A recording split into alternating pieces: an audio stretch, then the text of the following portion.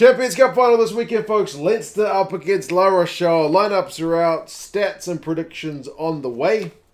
Leinster obviously chasing down a fifth star for that jersey of theirs. La Rochelle trying to get their hands on the trophy for the first time. Game is a little bit more spicy for the fact that it is a Rónan O'Gara coached La Rochelle side up against an Irish side in Leinster. That's always just going to spice things up a little bit. But yeah, it should be a pretty interesting game. It's on in Marseille this weekend. I think it's 5:45 local time and 4:45 I believe for you guys in the UK and Ireland, if I am not mistaken, because you guys are on summertime. But yeah, last time these guys met, La Rochelle managed to get a win. You remember, it was the same competition last year. It was a semi-final and it was 32-23 that day. But I seem to remember Leinster without a few of their big guns. Someone correct me if I'm wrong, or how many guys La Rochelle had out as well. But I seem to remember there was like no Sexton, no Gibson-Park, and undoubtedly a few more. But certainly that was a day when Leinster's physicality was questioned. Like Big Will Skelton, I think, was causing havoc. It's a long time ago, and I've watched a lot of rugby since then. But that's what sticks in my mind from that semi-final last year. In more recent times in this competition, I mean, Leinster's semi-final up against Toulouse, 40 points to 17, was pretty emphatic. So they come into this one, you could say, in a rich vein of form. And for La Rochelle their 20 points to 13 win over Racing 92 was a bit more of a grind. But yeah, it's all in the past now. That previous semi-final when they played last year and the two results from a fortnight ago. It's all about this week and what these teams can put out on the pitch for 80 minutes. Hopefully it doesn't go past 80 minutes like when Toulouse played Munster, but we will have to wait and see. Leinster, if I'm not mistaken, have kept the exact same lineup that played against Toulouse a couple of weeks ago. So Porter, Kelleher, and Furlong, all Irish front row. Pretty tidy. Molony and James Ryan in the second row. And obviously James Ryan's the bigger name there. But in this competition, when I was looking up some stats, Ross Molony is joint top tackler in this competition alongside Josh van der Flier. So he's having a pretty tidy season. Doris, van der Flier and Conan is an all-Irish back row. Like I mentioned, van der Flier with the tackling just then. But Doris is also one of the main guys for carries. He's been a bit of a unit, and even van der Flier's numbers are up pretty high in that department as well. He's really improved that area of his game, which I've been saying time and time again. Gibson-Park and Sexton, pretty familiar 9-10 combo for Leinster and Ireland at this point. Sexton is captain, of course. They really just play into each other's hands really well, don't they? The relentless passing game from Gibson-Park keeps them going forward, and Sexton, with that experience in his decision making, tends to pick the right option. Henshaw and Ringrose in the midfield. Interestingly, Ringrose is one of the top guys for broken tackles in the competition as well. I've been a big fan of Ringrose for many years. He seems to still have a few detractors in various parts of the world, but I'm sure not among Leinster fans because they know what he can bring. James Lowe, Jimmy O'Brien and Hugo Keenan are the back three. I mean, top try scorer of the competition is James Lowe. Most clean breaks for the competition is James Lowe. So he's got a big old boot as well. So he's going to be certainly a guy to watch. Hugo Keenan ever so safe at the back. I mean, the replacements, Sheehan, Healy, Alaalatoa, McCarthy and Ruddock in the forwards, and then McGrath, Byrne and Frawley in the back. So as I said, if I'm not mistaken, it's the exact same 23 that we saw run out against Toulouse. For La Rochelle, they have made a few changes.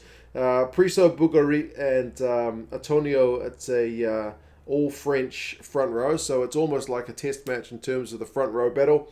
Lowe and Skelton are in the second row, so Skelton didn't play against Racing a couple of weeks ago, but having that big lump of a man back is certainly good news for La Rochelle, because that kind of physical presence you can't substitute. There's not really a like-for-like replacement for Will Skelton. They're pretty rare. Liebenberg, Haddad and Aldrit are the back row. Aldrit is captain, and if there was one guy that I would say Leinster would do well to keep quiet, which is easier said than done, is old Gregory Aldrit, man. I mean, again, I look up the stats. You guys know me. I love doing that. He's got the most carries of this competition with 113. Now, to put that into context, Caelan Doris is next, and he's got 72.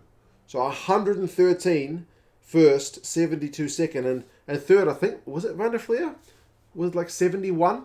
Like, all the other kind of, the differences between second and third and fourth were pretty close. But first and second, it's no contest. So he is an absolute key player in everything La Rochelle do. So, yeah, keeping him quiet, as I said, easier said than done. But if you can, then you'll be certainly putting yourself in a good position to win the game. But if he runs riot, then La Rochelle will be doing well to get forward. Bergeron is in at 9. There's no Kerbalo. I think he's got broken bones in his hand, which is pretty unfortunate timing, but that's just sometimes the way things go in rugby. West is there at 10. Dante and Sinzel are in the midfield, and then you've got Bottier to come off the bench. So, talking about a power midfield, I know Henshaw is a big ball-carrying guy, and as I mentioned, Ringrose's defender's beaten, but it doesn't come much better than guys like Dante and Levani Bottier.